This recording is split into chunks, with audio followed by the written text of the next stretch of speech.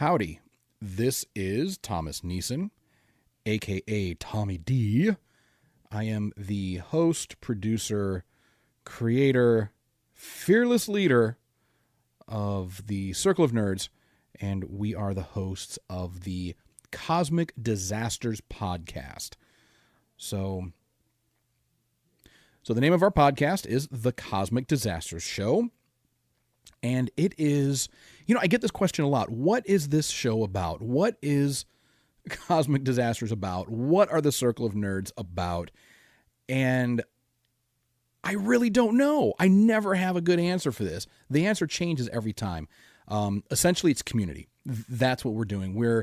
There's a lot of different, podcasts out there that do, great things. Nerdy podcasts. We're a nerdy podcast. We do, we talk about nerdy shit. And we just have fun. We're a bunch of socially awkward nerds talking about socially awkward nerd stuff. I don't know. It's so hard to explain exactly what we are and what we do. But, well, like I said, there's a lot of other podcasts out there that do nerdy stuff. They do reviews and reactions and things like that and talk about nerdy news. And we do all that. But what we do that's a little bit different is we do try to focus on the people within the nerdy community, not necessarily the stars or, maybe like the famous cosplayers and things like that. But, maybe the people you haven't heard of, maybe, these are the people who kind of help our nerdy world go round, the collectors and, the unknown cosplayers, things like that, people like that, so it's very much about the community, I guess. It's so weird answering these questions. Okay. We are on season 2, episode 17 at the time of this recording. So I believe not quite a year, about 7 months. We do have our 1-year anniversary coming up, so soon-ish. So yeah, geez. So we've been at it pretty much we took a few little breaks and at the beginning during season 1. After like the first few episodes, I think after episode 4, it was every single week, like without fail. We did take 1 month off in between season 1 and 2. I don't know. There's math there. I don't do math. So we've been at less than a year. We'll just say that. It's been less than a year, more than 6 months, less than a year, give or take. I started podcasting because I have a love of nerd culture. I am a nerd. I'm a cosplayer myself, comic collector, toy collector. But I'm also a professional broadcaster and I am a broadcasting instructor. So it just seemed like a really nice marriage of the two worlds. It's hard to produce a nerdy radio show because not a lot of people want to pay for the advertising on that. That might change. Because, nerd culture is a lot more mainstream now than it used to be. But it's just two things that I really love. I love broadcasting and I love nerdy stuff. So I thought I'd put the two together and start doing the Cosmic Disasters Show. What do we do to share and promote our episodes? Not much, unfortunately.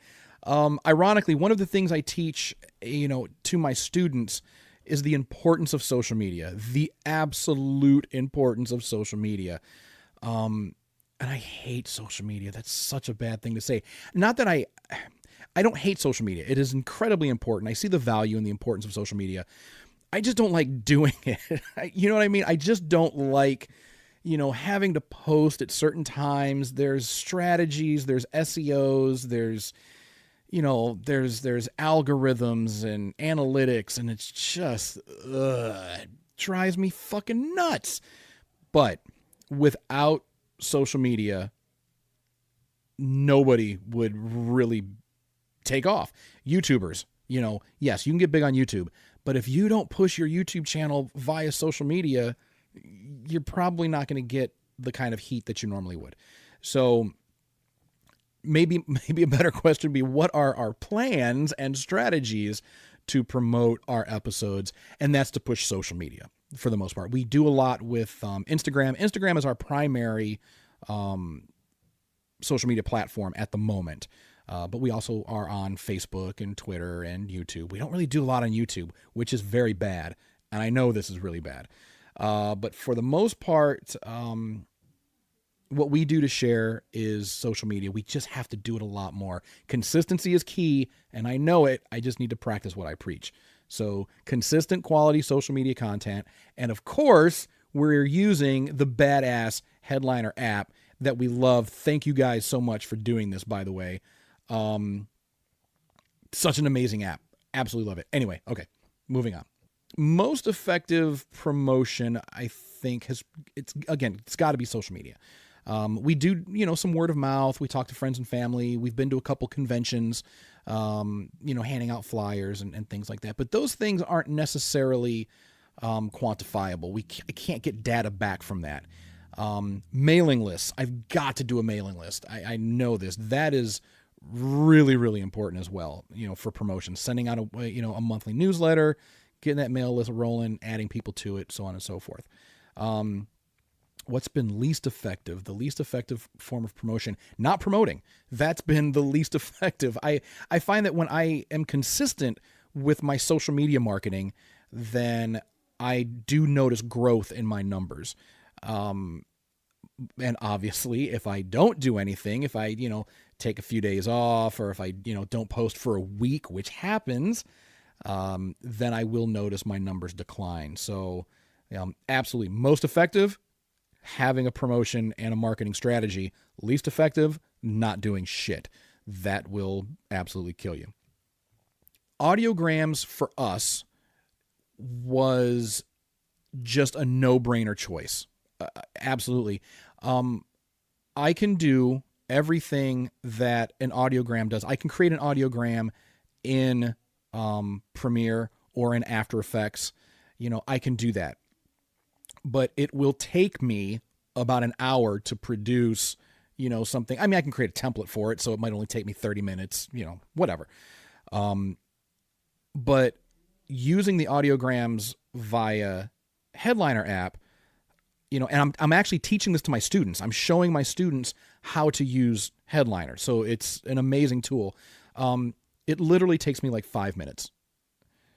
So that's why I use audiograms primarily. I can post a static picture, obviously, but by having that animated graphic on there, and especially through Instagram, I'm speaking mostly about Instagram, by having that animated waveform graphic attached to your image and then having audio with it and having the option to have text on there as well, again, something else that would take forever doing that in After Effects or Adobe Premiere or whatever your editing software is of choice.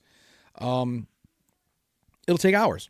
I mean, it really would. I mean, unless you're like you have a super workflow, even with a super workflow, going, translating, speech to text, transcribing that takes time. But so doing it, doing the audiograms, I've created a template. I've created a graphic template I use Photoshop for that, Photoshop and Adobe Illustrator. And I have created, so every week I have a brand new graphic that it's a base graphic, and then I add a relevant picture to it. So whatever we're talking about in that clip, I'll have a picture that kind of goes along with that audio clip.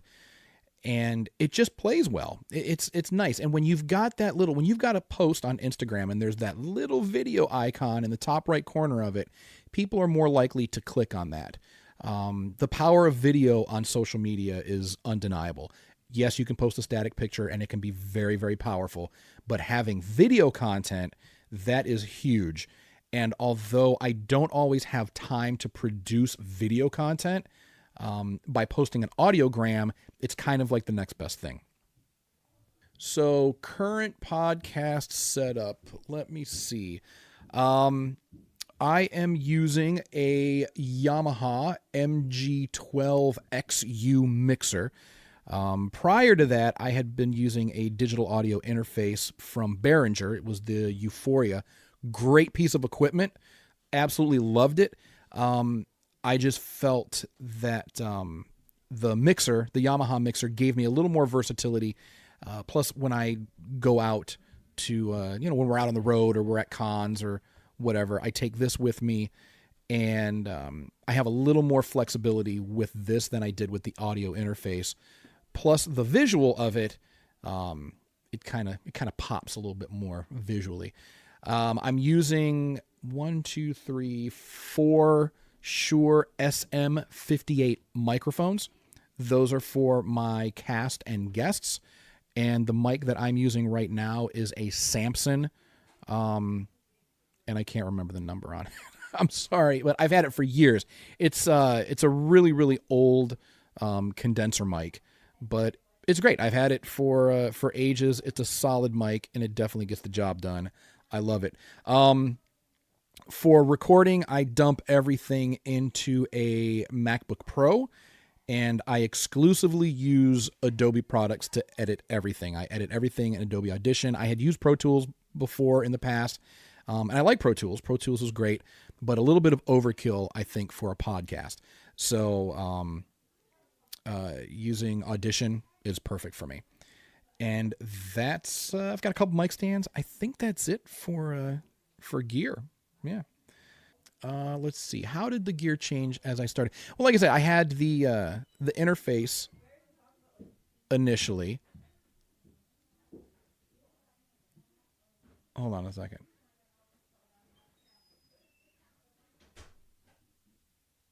I don't know what's happening. There's so much movement in my home right now. Of course, because I'm recording something, so everybody's up and about, everybody's walking around, going up and down the stairs. Gotta love it. That is the joy of recording in your basement. Love it. All right, so how have things changed? Not much has changed. I've also got a headphone adapter. It's a 4-channel headphone adapter. That way everybody who is on the show can hear everybody else on the show. We do a lot via Discord, so we will have guests on who are not in our state. I've got 3 people on the podcast who are out of state, 1 out of country. One of our cast members lives in Italy, the other in Boston, and the other one is in Georgia, I believe. Yes. So, and then we do have guests on from time to time from all over the world. So Discord, definitely think podcasting itself is underrated, personally. As popular as it is still not as popular as it could be or should be, in my opinion. So I think that is underrated. I think the ease of creating a podcast is incredibly underrated. It is so easy. It is so easy to make a podcast. You need your phone, and you can get, I think it's Anchor, an app called Anchor. That's it. You've got a podcast with 2 things. You don't need a bunch of expensive gear. You don't need, a quiet place. Go in your bathroom, record a podcast. Done. That's it. And it's brilliant. I absolutely love podcasting and podcasting culture. What is overrated? Thinking. I know that's weird, but thinking is overrated. Stop thinking about your fucking podcast and just make it. Sit down. You have a story to tell. Your friends have stories to tell.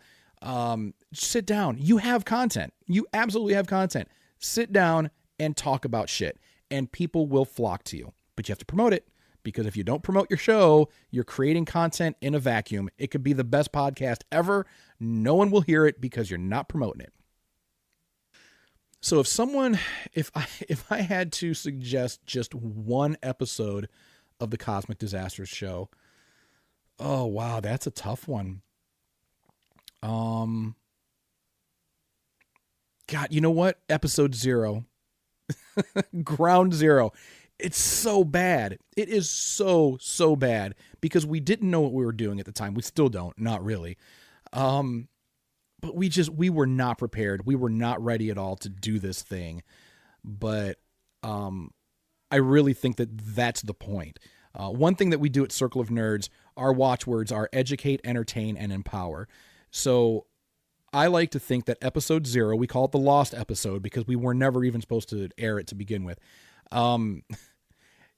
It's empowering, because if you listen to that piece of show that it is,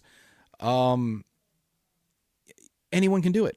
You listen to that episode. You listen to episode 0 of the Cosmic Disaster Show, which it wasn't even called the Cosmic Disaster Show at the time.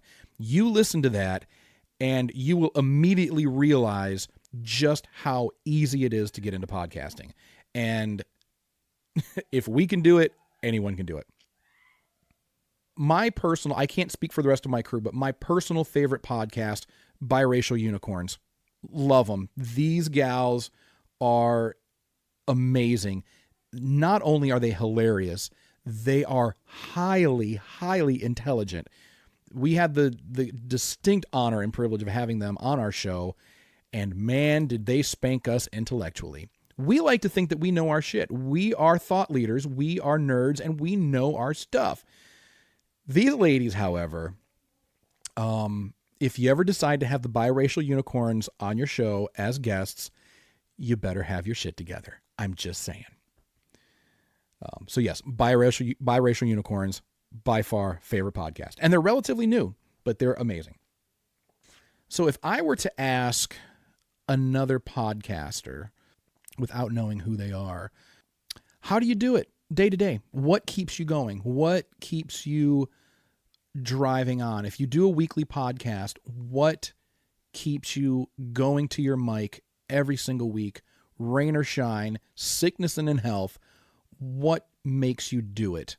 I mean, really, really makes you do it. It's not, it goes deeper. Like if you were to ask me, this would turn into an hour and a half long. This would turn into a podcast. So that's what I want to know from other podcasters. What is it that drives you? What is it that really, really pushes you to produce every single week? If you're doing it consistently, if you're doing it once a month, that's cool, but still, what drives you? What motivates you? All right. I think that's it. And I've probably recorded far more than you wanted and way more than you can use, but, thank you. And sincerely, thank you guys so much for creating the Headliner app.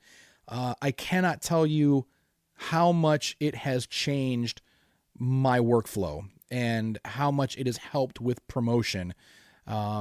We had on one of our audiograms, we had well over 200 views, which to some people that's a bad day, but for us, where we're sitting at currently, 200 views is amazing to us. And I don't think that we would have gotten that without having an audiogram. So thank you guys. I mean, seriously, from the bottom of my heart, sincerely, we really appreciate what you guys are doing. So please keep doing it. It's awesome. Yeah. All right. Well, I hope this helps. And thank you again. I am extremely humbled and honored that you guys would ask us to be a part of this. So thank you again very much.